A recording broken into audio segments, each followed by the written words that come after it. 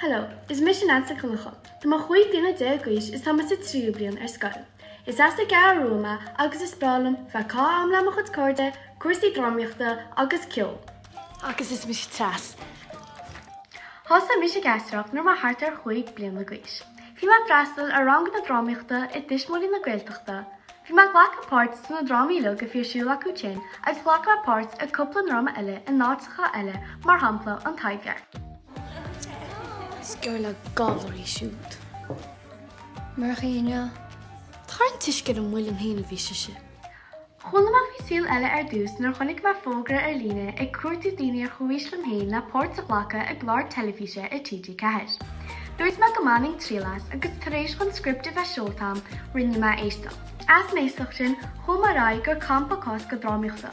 Bhfuil tá súla diam gur shrek ar fadú is a fannacht tíháilí na mléana. Ag go campa seo chur ma ana is stúrthóir agus mo chud có aisteoirí. Chámuid is seach bin ilog a drámaíoch le na chéile agus bhain muid ansal tas. Ag dead an campa rinne muid aisteocht eile leis is stúrthóir. Go garis tréis an aisteocht sin fuair ma go mar páirt Treas.